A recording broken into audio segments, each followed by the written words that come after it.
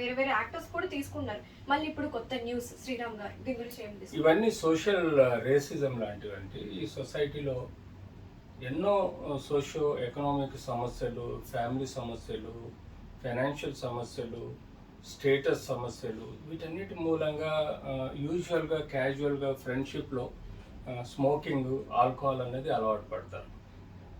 ఆ తర్వాత నెక్స్ట్ స్టెప్లో వస్తే మనకు ఆల్కహాల్తో పాటు స్మోకింగ్తో పాటు డ్రగ్స్, సింపుల్గా అవైలబుల్ ఉన్న గంజాయి, అలాగే మనకు మార్కెట్లో కెమికల్ కాంపోనెంట్స్ ఉన్న డ్రగ్స్ చాలా వరకు మనకు ఈ మార్ఫిన్ కానీ ఇవన్నీ ఒక కాలంలో ఈజీగా అవైలబుల్ ఉండటం వలన మార్ఫిన్ ఎక్కువగా వాడడం జరిగింది. ఆ తర్వాత ఇప్పుడు వచ్చిన ధర్మిలో ఎన్నో డ్రగ్స్ మనకు మార్కెట్లో సొసైటీలో వచ్చాయి. ఈ డ్రగ్స్ అన్నిటిని మనము యూజువల్గా alcohol, tobacco, cocaine, coca, opium ఇలాంటి ఎన్నో ఓపియాయిడ్స్ పాపీ ప్లాంట్స్ నుంచి వచ్చేటివి, అషీషు, మ్యారిజువానా, కెనబిస్ అనే ప్లాంట్స్ నుంచి వస్తాయి. సింథటిక్ డ్రగ్స్ లాంటి హీరాయిన్, ఎక్టాసీ అండ్ ఎల్ఎస్డి ఇలాంటి ఎన్నో మనం డ్రగ్స్ అన్నది చెడు అలవాట్లకు లోన్ అవుతున్నారు. సో పర్టికులర్గా ఆ మధ్యకాలంలో మనం చూసాము హీరోయిన్స్ వారి యొక్క ఫ్రెండ్లీ నేచర్లో వారి యొక్క సోషియో ఎకనామిక్ ఇష్యూస్ కానీ, ఫ్యామిలీ ఇష్యూస్ కానీ, పర్సనల్ ఇష్యూస్ కానీ ఎప్పుడైతే చిన్న ఆల్కహాల్ నుంచి స్టార్ట్ అయింది, సివియర్ డ్రగ్స్ అలవాటు పడి వాళ్ళు ఒక యూఫోరిక్ స్టేట్స్లో పోవడానికి, అంటే ఇంకొక వింతైన లోకంలోనికి పోయి ఎంజాయ్ చేయడానికి, టెంపరీ ఎంజాయ్ చేయడానికి ఒకసారి వారు అలవాటు పడి అది క్రమేణా అడిక్షన్గా మారిపోయి జీవితాంతం తీసుకోవాల్సిన పరిస్థితి వస్తుంది. సో మనం టెక్నికల్గా చూస్తే ఇది బాడీ ఒక మత్తు పదార్థాలు, అంటే ఈ డ్రగ్స్ అనేది యూజువల్గా మనిషిని ఒక లోకంలోకి తీసుకుపోయి ఆ బాధల్ని, ఆ సమస్యల్ని మరిపింపజేస్తుంది.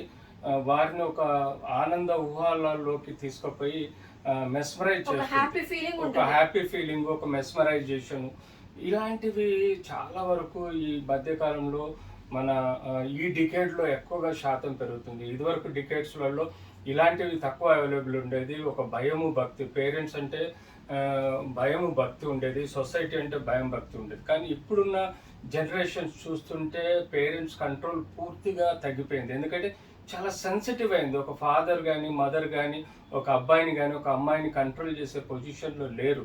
ఏంటంటే సైకాలజీ ఎలా మారిపోయిందంటే చిన్న పిల్లలు కూడా ఇవాళ రేపు పేరెంట్స్ని ఎదిరించి మాట్లాడే తత్వం డెవలప్ అవుతుంది. దానికి తగ్గట్టుగా కొంత సోషియో ఎకనామిక్ ప్రజలు ఏమంటారంటే, అయ్యో పేరెంట్స్ పిల్లల్ని భయపెట్టొద్దు, పిల్లల్ని గట్టిగా కంట్రోల్లో పెట్టుకోవద్దని ఒక టైప్ ఆఫ్ లీనియన్స్ ఇవ్వటం వలన కూడా పిల్లలు చెడిపోవడానికి కారణమవుతుంది. దట్ ఈస్ ద మెయిన్ కారణం. ఓకే, ముఖ్యంగా చూసుకుంటే డ్రగ్స్ తీసుకునే వాళ్ళకి బ్రెయిన్ యాక్టివిటీ అనేది ఎలా ఉంటుంది సార్? డ్రగ్స్ అంటది మత్తు లాంటిదండి. బ్రెయిన్ సెంట్రల్ యాక్టింగ్ డ్రగ్స్ అంటాం. ఇవన్నీ సెంట్రల్ నర్వస్ సిస్టమ్ని ఒక స్తబ్దతకు, అంటే టెంపరీ ప్రెషర్కు లోన్ అయిపోయినప్పుడు అది ఒక ఊహాలోకంలోకి తీసుకుపోతుంది. దాన్నే మత్తు అంటే ఆ యొక్క మత్తు ప్రపంచంలోకి తీసుకెళ్తుంది. కాబట్టి అన్ని బాధలు మర్చిపోతారు. ఈవెన్ సెన్సెస్ కూడా జీరో ఉంటాయి. ఎందుకంటే వాళ్ళు చేసే పని, వాళ్ళు చేసేది మంచి చెడు అనేది వాళ్ళకి తెలియదు. వాళ్ళు ఎప్పుడు ఎక్కువ శాతం చెడు చేసే ప్రయత్నమే జరుగుతుంది. మంచి చేసే ప్రయత్నం అసలు ఏమాత్రం ఉండదు. ఎందుకంటే వాళ్ళ బ్రెయిన్ వాళ్ళు చేసే పనులకు డిస్కనెక్ట్ అయిపోతుంది. వాళ్ళ బిహేవియర్ ఆఫ్ సెన్స్, వాళ్ళు ఉండే సర్కమ్స్టెన్సెస్, ఫ్రెండ్స్, తీసుకున్న quality and quantity of drugs వల్ల కూడా బారిన పడుతుంది. వాళ్ళు ఎన్నో క్రిమినల్ యాక్టివిటీస్ చేసే ఆస్కారం ఉంటుంది. ఎందుకంటే ఎప్పుడైతే డబ్బులు లేవో దొంగతనాలు చేసే ఆస్కారం ఉంటుంది, డబ్బులు లేవో ఇంట్లో వాళ్ళని కొట్టడం జరుగుతుంది. ఆ మత్తులో మతిస్థిమితం లేకుండా మాట్లాడి ఇంట్లో ఫ్యామిలీ మెంబర్స్ని కొట్టడము, తిట్టడము, డబ్బులు ఎత్తుకపోవడము, దొంగతనాలు చేయడము, దీంతో క్రైమ్ ప్రపంచంలో పోతారు. ఆ మత్తులో ఉన్నప్పుడు ఎవరిని చంపుతున్నాము, ఎవరిని మర్డర్ చేస్తున్నాము, ఎవరో ఒకరు ప్రేరేపితం చేసేసి వాళ్ళ చేతులతోటి తప్పులు చేయించే ఆస్కారం ఉంటుంది. అంతేకాకుండా సొసైటీకి వాళ్ళు ఒక యాంటీ సోషల్ ఎలిమెంట్స్గా తయారవుతారు. వాళ్ళు ఫ్యామిలీ, పేరెంట్స్ అందరి నుంచి డిస్కనెక్ట్ అయ్యి ఒక క్రిమినల్ లేయర్లోకి వెళ్ళిపోయి వాళ్ళు అతిగా ప్రవర్తించి వాళ్ళ లైఫ్ నాశనం చేసుకుంటారు. ఈ డ్రగ్స్ వల్ల ఆరోగ్యంపై ఎంత పడుతుందంటే even heart, lung, kidneys, liver అన్ని ఎఫెక్ట్ అయిపోతాయి. బిహేవియరల్ చేంజెస్, సైకలాజికల్ చేంజెస్ పడుతుంది. సైకోపాత్ తయారవుతారు. క్రిమినల్ మెంటాలిటీస్ డెవలప్ అవుతాయి, లివర్ డ్యామేజ్ అవుతుంది, లివర్తో పాటు కిడ్నీ డ్యామేజ్ అవుతుంది. క్రమేణా వాళ్ళు శారీరకంగా దెబ్బతిని అన్ని ఆర్గన్స్ మల్టీ ఆర్గన్ ఫెయిల్యూర్లో పోయి చనిపోయే ఆస్కారం ఉంటుంది. సో ఇలాంటి డ్రగ్స్ని మనం అన్నది కంట్రోల్ చేయాల్సిన అవసరం కూడా ఉంటుంది. సో ఈ న్యూస్ మనం విన్నప్పుడు, నేను మీతో డిస్కస్ చేస్తున్నప్పుడు మీరు అన్నారు మంచి యాక్టర్ కదా శ్రీరామ్, మనం ఎక్స్పెక్ట్ చేయలేదా ఇది అని మాట్లాడుకుంటున్నాము. సో యూజువల్గా వీళ్ళు ఎలా దొరుకుతారు సార్ డ్రగ్స్ కేసులో? అబ్సల్యూట్లీ డ్రగ్ పెడ్లింగ్ చేసే వాళ్ళ దగ్గర నుంచి దొరుకుతారండి. యూజువల్గా మనం చూసాము, ఒక బాంబే డ్రగ్ పెడ్లరు 5 లక్షల రూపాయల డ్రగ్ ఈ అమ్మాయికి ఇవ్వడము, ఆ కార్లో దొరకడం, తద్వారా దొరకడం, ఆ కార్లో దొరికిన తర్వాత మనకు ఆ డ్రగ్ పెడ్లర్స్ ద్వారానే మోస్ట్లీ ట్రేసింగ్ జరుగుతుంది. సో అలాగే నాకు తెలిసి శ్రీరామ్ది కూడా అలానే జరుగుంటది. ఏదో ఒక డ్రగ్ పెడ్లర్ లీక్ చేయటం వల్ల ఇచ్చేటప్పుడు పట్టుకోవడం జరుగుంటది.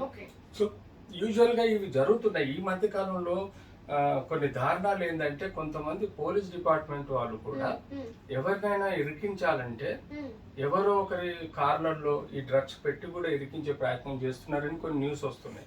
అది కూడా నిజం కావచ్చు. కానీ ఎప్పుడైతే ఆ వ్యక్తి డ్రగ్ కన్జ్యూమ్ చేసుకోలేదో, అంటే అది లీగల్ గా కాదు, తెలిసిపోతుంది. బ్లడ్ శాంపుల్ తీసుకుంటే సరిపోతుంది. కానీ చాలా రకాలుగా జరుగుతున్నాయి అన్యాయాలు సొసైటీలో. దాన్ని అడ్వాంటేజ్ తీసుకుంటున్నారు, డిసడ్వాంటేజ్ తీసుకుంటున్నారు. సో మోస్ట్ ప్రాబబ్లీ ఈ లీకేజీ దొరికిపోవడం అనేది జరిగేదంటే డ్రగ్ పెడ్లర్సే. ఎవరైతే సప్లై చేస్తున్నారో వాళ్ళు ఏదో ఒక ఇన్సిడెంట్స్లో పోలీసులకు దొరకడం, వాళ్ళు ఇన్ఫర్మేషన్ ఇవ్వటం వల్ల ఈ శ్రీరామ్ లాంటి వాళ్ళని దొరకబట్టుకొని ట్రేస్ చేయడం. ఇట్లా మనము ఎంతో మంది సెలబ్రిటీస్ గురించి విన్నాం. మనం ఎంతో మంది ఇండస్ట్రీలో, ఫిల్మ్ ఇండస్ట్రీలో చాలా మంది పోలీస్ కేసుల్లో ఇరుక్కొని ఉన్నారు. సో బట్ ఇది మన యూత్ కి కానీ మన దేశానికి కానీ ఈ డ్రగ్ పెడ్లర్స్ ద్వారా వచ్చి జరిగే, వాళ్ళు డబ్బు కోసం చేస్తే వీళ్ళు శారీరక మానసిక వలన చేస్తున్నారు. ఈ డ్రగ్స్ బేసిస్ లో అమ్మాయిల్ని చేర్చడం, అమ్మాయిని రేపులు చేయడం, అమ్మాయిల లైఫ్ నాశనం చేయడం, వాళ్ళని చంపడాలు కూడా జరుగుతున్నాయి. ఇలాంటి క్రిమినల్ యాక్టివిటీస్ ఎక్కువగా మనం ఈ డ్రగ్ పెడ్లర్స్ వల్ల కానీ డ్రగ్ తీసుకోవడం వల్ల కూడా జరుగుతుంది. ఎన్ని మినిట్స్ వచ్చింది? లాస్ట్ ఒక 1 minute మాట్లాడదాం sir. How does it effects the society and school childrens వాళ్ళు కూడా ఎక్కువగా వాళ్ళు అమ్ముతున్నారు కాబట్టి. అవును, స్కూల్ చిల్డ్రన్ ఒక 1 minute తీసుకుందాం. రండి చూడండి సార్. ఇలాంటి డ్రగ్ అబ్యూస్ అనేవి మన సమాజంలో చాలా జరుగుతున్నాయి సార్. ఎస్పెషల్లీ స్కూల్ చిల్డ్రన్స్ ని కూడా టార్గెట్ చేస్తున్నారు వీళ్ళు. సో మీరు ఇచ్చే మంచి సజెషన్ ఏంటి సార్?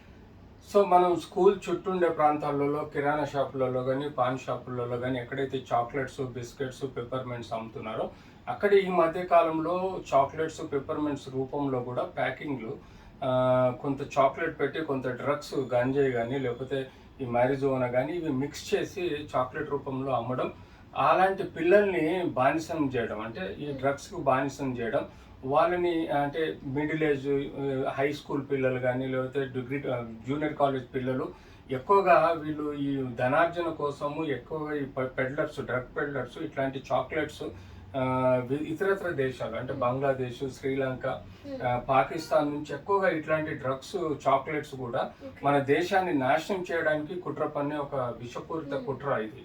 సో వేరే దేశాల నుంచి కూడా ఎట్లయితే దొంగ నోట్లు వస్తాయో అలాగే ఈ డ్రగ్స్ కూడా చాక్లెట్ రూపంలో కానీ లేకపోతే పౌడర్స్ రూపంలో మనం తీసుకునే వక్కపొడి రూపంలో కూడా ఈ డ్రగ్స్ వస్తున్నాయి. సో వీటిని మన పిల్లలకు, తెలియని పిల్లలకు అలవాటు చేయటం వల్ల కానీ వాళ్ళు డ్రగ్స్లోనే డ్యామేజ్ అయ్యే ఆస్కారం ఉంటుంది. కాబట్టి చెప్పేది నేను ఒకటే, ఏదైతే స్క్వాడ్ మనకు ఎక్సైజ్ డిపార్ట్మెంట్ ఉందో వాళ్ళు కంపల్సరీ సరైన స్టెప్లో ఎప్పటికప్పుడు ఇంటెలిజెన్స్ని డెవలప్ చేసేసి ఎక్కడెక్కడైతే ఇలాంటి చాక్లెట్స్ కానీ, డ్రగ్స్ యూజర్స్ కానీ పబ్బులలో కానీ, బార్లలో కానీ లేకపోతే క్లబ్ హౌస్లలో కానీ, రిసార్ట్స్లో కానీ, పార్టీస్లలో స్పెషల్లీ ఎక్కడైతే ఉంటే వాటి మీద ఒక కన్నేసి ఉంచడం, స్పెషల్గా స్క్రీనింగ్ చేయడం అనేది చేయాలి. లేకపోతే మన యూత్ ఒకసారి మన ప్రొడక్టివ్ లైఫ్, యూత్ అనేది ప్రొడక్టివ్ లైఫ్ అంటే ఇండియన్ బడ్జెట్ కోసం కానీ, డెవలప్మెంట్ కోసం కానీ, జీడిపి పెరగడానికి కానీ యూత్ అనేది మోస్ట్ ఇంపార్టెంట్. అలాంటి యూత్ని మనం ఈ డ్రగ్స్ రూపంలో నాశనం చేయడం వల్ల మన కంట్రీ నాశనమయ్యే ఆస్కారం ఉంటుంది, కుటుంబాలు నాశనమయ్యే ఆస్కారం ఉంటుంటుంది. అంతేకాకుండా సూసైడల్ అటెంప్ట్స్ పెరిగే ఆస్కారం ఉంటుంది, క్రిమినల్స్ పెరిగే ఆస్కారం ఉంటుంది. కాబట్టి ఐ రిక్వెస్ట్ ద యూత్, మిమ్మల్ని మీరు కాపాడుకోండి. ఈరోజు మీరు ఏదో టైం పాస్ కోసం బార్లలో పోయి ఏదో కొంచెం పబ్బులకు స్మోక్ వెళ్ళి, చేద్దాం, yes. పబ్బులలో పోయి స్మోక్ చేద్దాం, ఆల్కహాల్ అనుకుంటారు. కానీ తద్వారా కూడా మీకు ఎంతో డేంజరస్ హెల్త్ ఎఫెక్ట్స్ ఉంటాయి. దాంతో డ్రగ్స్కి అలవాటుపై క్రిమినల్ చేస్తారు. కాబట్టి మిమ్మల్ని మీరు ఆలోచించుకోండి. వేసుకునే ప్రతి స్టెప్ మీ భవిష్యత్తు, ఫ్యూచర్ అనేది మీ భవిష్యత్తు. కాబట్టి మీ ఫ్యామిలీకి కానీ మీ సొసైటీకి ప్రొడక్టివ్గా ఉండాలంటే ఇలాంటి వాటికి దూరంగా ఉండండి. అన్నెసర్లీ పోకడలకు పోకండి. మంచి ఫ్రెండ్స్ ఎవరన్నది గుర్తించండి, చెడు ఫ్రెండ్స్ దారిన పోకండి. మిమ్మల్ని మీరు కాపాడుకోవాల్సిన అవసరం కూడా ఉంది. Very nice sir, thank you so much for valuable information sir. ఒక్క నిమిషం, మా శ్రీరామ్ ఫోటో పెడదాం. శ్రీరామ్ యాక్టర్ వచ్చిందా? వచ్చింది కదా, యూట్యూబ్లో వచ్చింది. Information Google sir. అది టీవీలో వచ్చింది, టీవీ 5 వచ్చింది. ఇక్కడ ఉంది.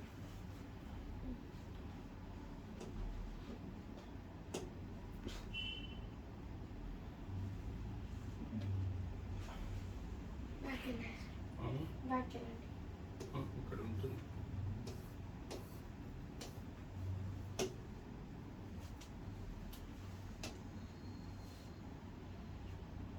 నెట్ స్లో వస్తుంది. ఇది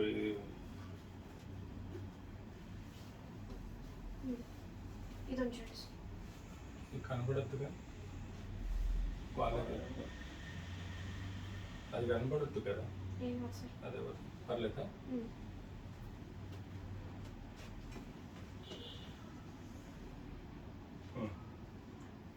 ఇంకోసారి ఒక ఫోటో తీసుకోండి. నేను మాట్లాడుతున్నట్టు. మీరు ఎండ్ చేయాలని ఎండ్ అయిపోయింది సార్, ఎండ్ అయిపోయింది. చెప్పేసా.